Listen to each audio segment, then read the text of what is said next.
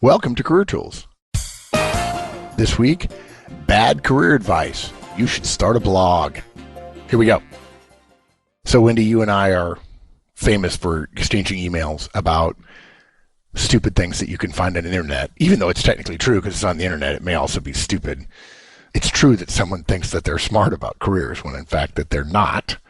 And one of the memes, one of the things is that with the advent of social media and elevating one's cred, one's perception, one's brand, you should start a blog and you can get known personally and professionally. But we don't agree, and it's not true for the vast majority of people. And there's some downsides, right? Absolutely. Yeah, our personal brands is one of those things I can get up on a soapbox about, so I won't. But this is part of that whole personal brand thing. Yeah, but let's be clear. There is a helpful side to the personal brand thing, which is, hey, don't just assume that your company is managing your career. Think about who you are, what you want to be known for, and move in that direction. And as long as your personal brand starts with results, that's great.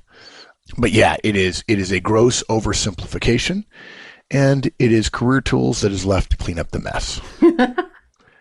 Okay, so what's our outline for today? Okay, so we're going to talk about don't start a blog to prove your expertise, don't start a blog and expect to be discovered, and don't start a blog and expect to be good.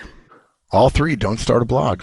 Don't start a blog, yeah. So once you've worked your way through these and you're convinced you still want to start a blog, that's fine. But we're going to give you some alternate ways of looking at it before you go ahead and do it. Look, guys, we often say about manager tools and career tools, our guidance is for 90% of the people, 90% of the time. There are some of you that starting a blog may actually be a good thing. The vast majority of people who are hearing my voice right now should never start a blog in order to increase their personal brand. They just should not. And this is often why we are seen as being somewhat out of sync with the mainstream guidance. Keep in mind, mainstream guidance that you are reading on blogs or in papers or on TV are designed to sell advertising. And so therefore they're going to be dramatic. And they're going to take a small case and turn it into a big deal. They're going to make a large statement from a single bit of guidance. It's the old saying of a reminder that the plural of anecdote is not data. And CEOs don't kill people, but actually they do on TV because one did one time. And so therefore they can make a whole bunch of stories about that and people will watch that because it's dramatic. So, okay, you're saying don't start a blog to prove your expertise.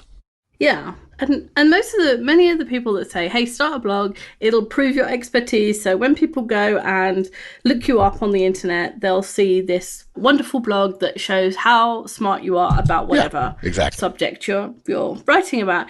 And it's true if you write fluently and knowledgeably about your profession, and if HR or a hiring manager finds your blog. And there's two ifs in that sentence.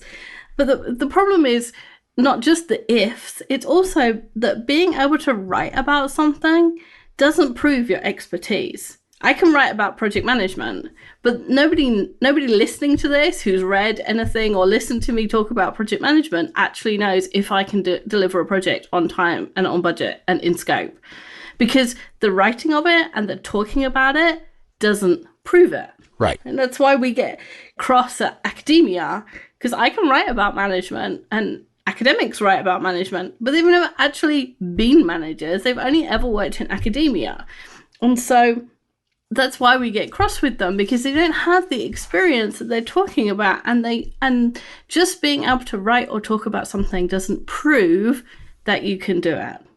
And a blog doesn't prove you have expertise. It proves that you can write. Right. And a blog that's popular proves you can write in a way that draws people in. But there is writing to complain about things. There's writing that's funny. There's all kinds of things. There's dramatic writing that may or may not be true. Again, expanding from a small incident into a large statement. I think you just sent me something recently about some freelancer writing and complaining about something, and I listened to it and I thought, yeah, no, I'm not impressed. I don't like you.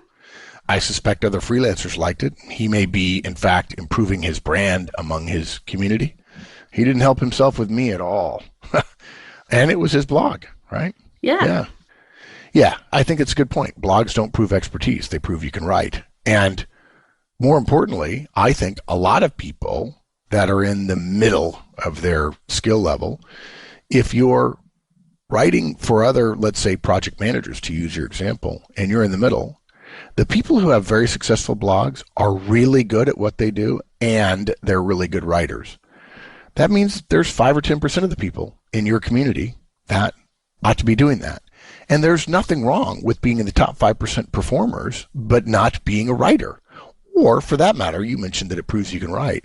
It also, in many cases, proves you have the discipline to write on a regular basis, which many people think they can do, and then discover that writing a blog post every week is a lot harder than people realize. Journalists will tell you that, that's for sure.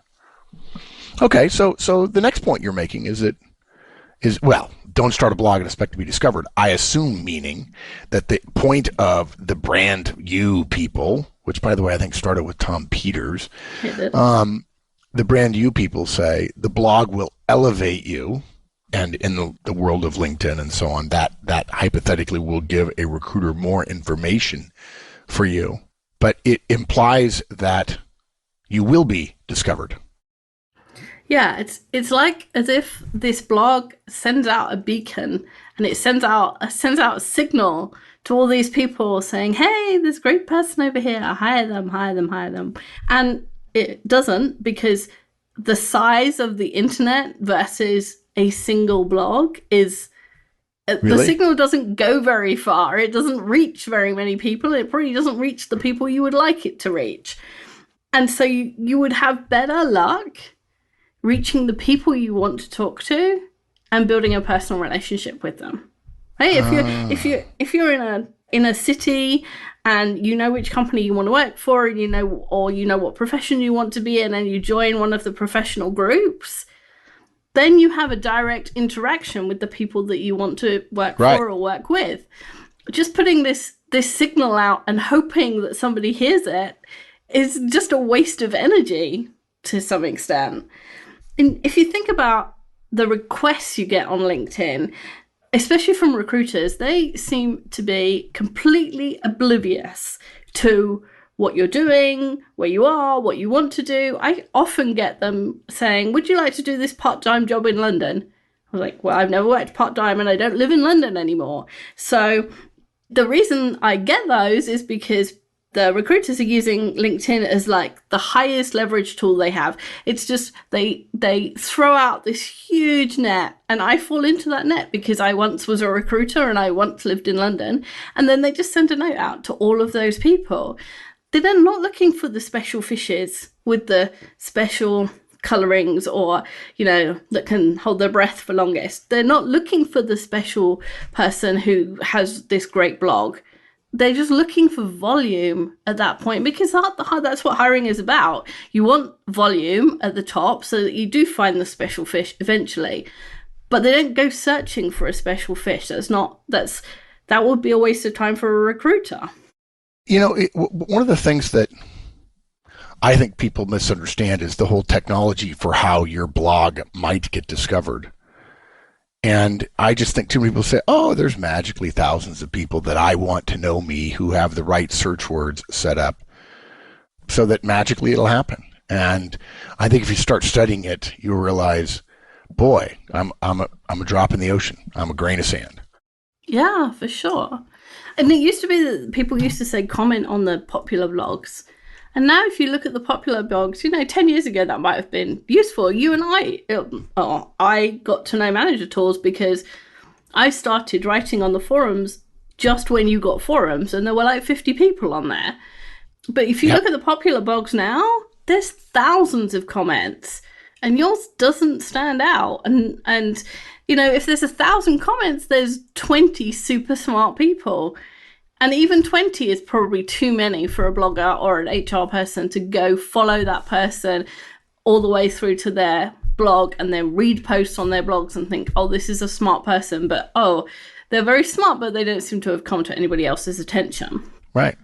My general feeling is starting a blog with the idea of being discovered is the math simply does not support it. And I'd actually recommend, if you want to be discovered, the answer is deliver results, improve your relationships, get promoted, and have recruiters start calling you.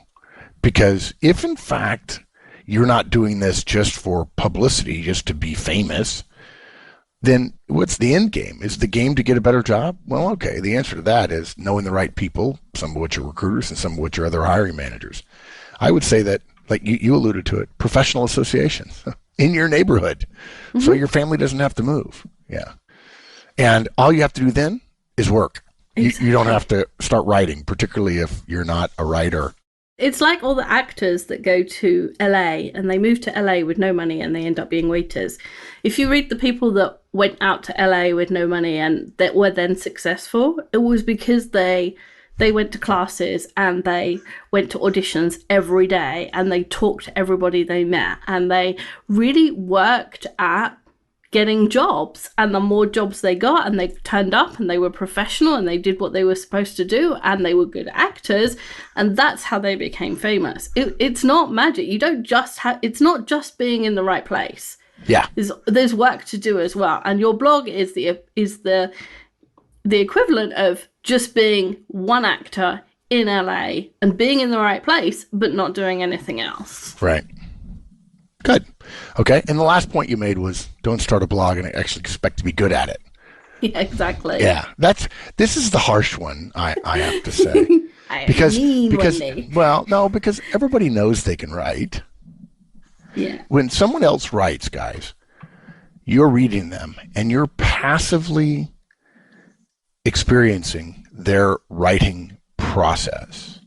And so you think, I read that, so therefore I can write it. It's enormously different. It's like watching a professor do a math problem on the board. I remember this in one of my engineering classes. You could watch them and go, yeah, okay, that makes sense. Everything did make sense. Then I had to do it myself. I'm like, yeah, okay, it's a little harder than I realized. The experience is very different. Well, for the record, guys, Wendy and I joke that writing is no fun. Now, part of the reason our podcasts, we think they're good is because we write them beforehand. Not every word, not every joke, not what I'm saying right this minute, but it's all written. We write an ebook, each of us, each week, that frankly is, for those of you who are not licensees, is available for sale. I think what is it, $9.95, Wendy? These show notes? If you want these show notes to distribute to somebody, it's $9.95 for your personal written copy. But we often joke about writing because we have to do a lot of it in order to produce high quality audio content. In fact, we write. We think of ourselves as writer, not audio presenters. We joke that, no, writing's terrible. The best part of writing is finishing. Yes. It's a bit like writing is like hitting yourself on the hammer. It feels good to stop. Yeah. Yeah, writing is no fun. Having written is fun. Wonderful. And there's thousands of quotes out there from various writers. Everybody has said that at one stage or another. Yeah, and the other one that I love is, you want to know about my inspiration? Yeah, I have inspiration every morning when I sit down to write at 9 a.m. Exactly. Yeah. Yeah. Yeah. So you actually said the other if. There were two ifs. One was if you write fluently, then knowledgeably, right? And that's what we're getting at here. Yeah. And a lot of people who think they can write can't write. Well, okay, but to be clear, let's use real clarity here. We're not saying you can't write. We know you can write a grammatically correct sentence. But when we say that guy can write, it means he's an exceptionally good communicator in writing. Yeah. That it's trenchant, it's crisp, it's brief. And by the way, the longer you get, the worse it is. Of course, writing, what's that great line by Blaise Pascal? I would have written you a shorter letter had I more time. Yeah. So there's the people who think they can write, but really can't write well in terms of long pieces with coherence and an argument that goes through it. And then there's the people who can do that, but are average at it. I mean, I get an email at least once a week from someone saying there's a grammatical error in the newsletter or in MSG or in show notes, because I'm an okay writer, but I'm not perfect by any stretch of the imagination. And a lot of people say to you and I that we need editors, which is probably true, but we don't have time and we don't have, resources, so you'll just have to put up with it. But when you create a blog, you are trusting that your writing is as good as you think it is. And there aren't many people with blogs out there who have editors. And editors make a really big difference to the kind of writing that you see in newspapers or in books, which is the standard that people are going to hold you to, because that's what they see. Yeah. Guys, if you ever expect me to have an editor, hold your breath. It's never going to happen. No, me either. Yeah, I couldn't be edited. And then there's the piece about people who have opinions and arguments that don't make sense, that expose their short-term thinking or their limited thinking or their limited knowledge. And we've all read stuff where we've thought, this person's crazy, or this person clearly doesn't know that, it's not done this way apart from in their very small niche, or, they can't think outside of the little box that they're in. And you might think that you're not that person, but some of those people think they're not that person too. So you've got to be pretty sure that you can think more widely and argue more coherently than most of the people, because you're exposing yourself. And it's just as likely that a blog will harm you because of all those things that you can't write and you can't argue and you're not coherent and all those things. And you say things that are interesting to other people, but aren't considered professional or aren't considered done in proper society. That too. Yeah. And you may, in fact, make something turn really viral that causes every recruiter to say, well, he's right, but I certainly can't hire him.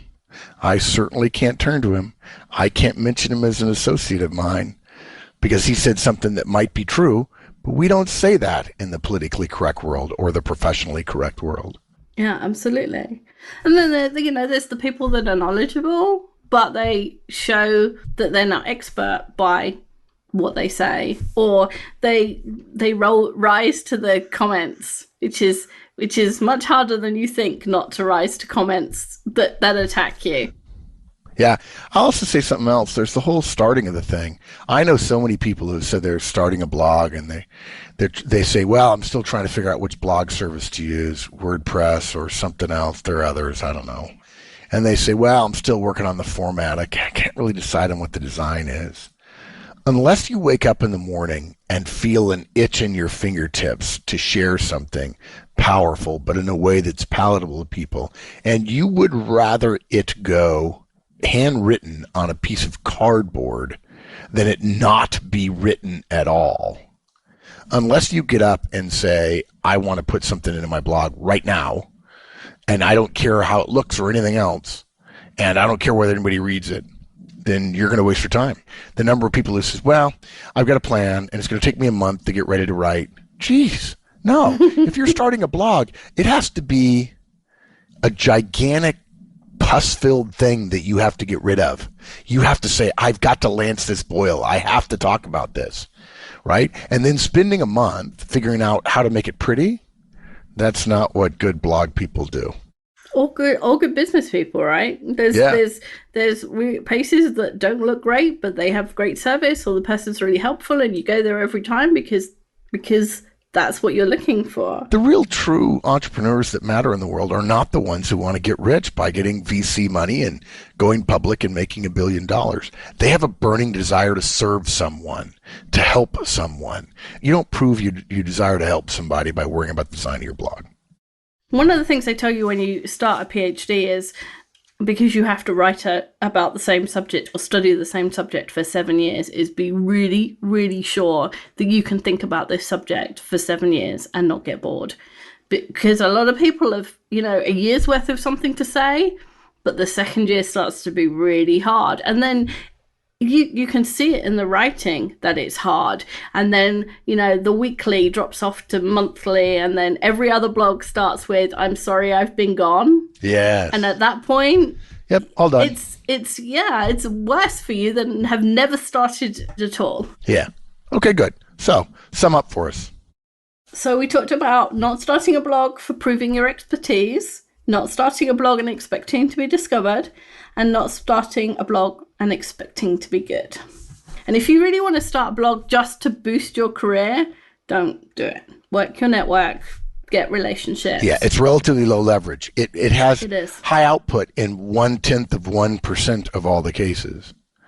But if you really want to do it and you understand it's not going to get you much, okay. And heck, we'll read it, right? I mean, we would.